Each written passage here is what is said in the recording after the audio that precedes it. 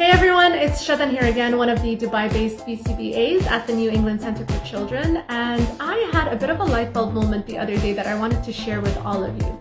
Did you guys ever sit down and realize how often we end up waiting throughout our day? You know, you might be waiting for a coffee once you placed an order, you might be waiting for a text to come through, for the lights to turn green so you can speed through. You know, if you think back to your day, you end up waiting quite a bit. And you might be surprised, or maybe not, to hear that frequently when I work with families, one of the main concerns I hear is that their children are having a difficulty waiting. And this is irrespective of their age. And so I stopped and I thought, you know, I can't imagine what it would be like for someone who has a difficult time waiting to be asked to wait throughout their day so many times. And, you know, I'm sure there's quite a few impatient people out there that can kind of relate to this a little bit. But when we're looking at our children and some of the individuals that I work with, they're still at an even greater disadvantage. Why? Well, think about it. If you're at a store and you're standing waiting to pay for your item, there are so many things that your environment is telling you.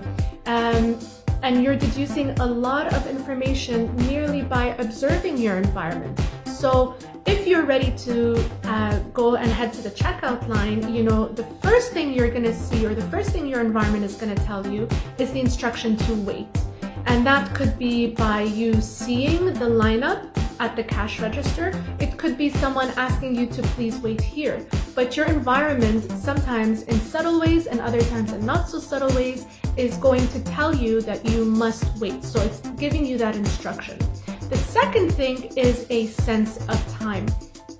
I'm very capable of kind of looking at the line and seeing how many people are there, and then looking at how many tellers there are and kind of making my own conclusion about how long I'm going to be there.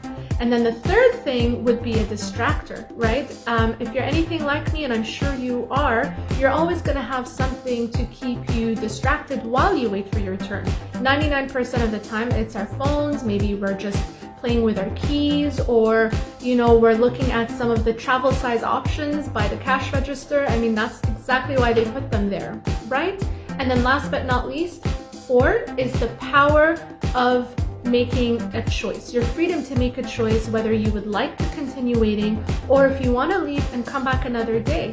Now, suddenly waiting isn't so simple, and you're having to rely quite a bit on your ability to observe your environment and make conclusions about it.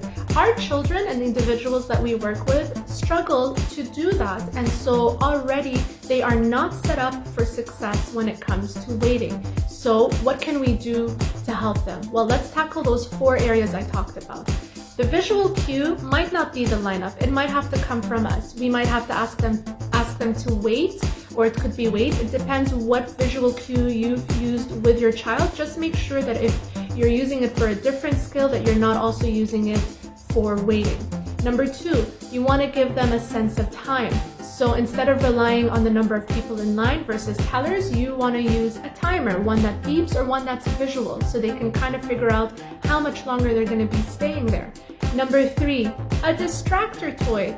Give them something, an iPad, a snack, a toy. If you don't give them something to keep those hands occupied, they'll find their own thing to keep themselves occupied with, and chances are you're not going to be happy about it.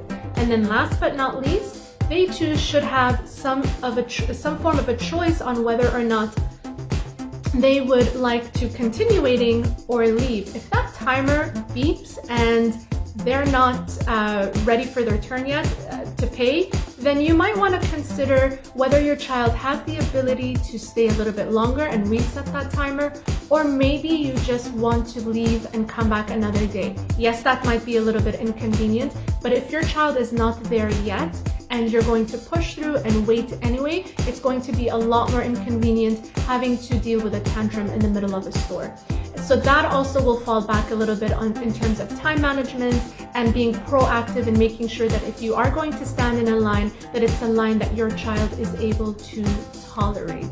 All right, let me know your thoughts on that, and I would love to hear from you if you have other tips or strategies. Have a great day and see you next time.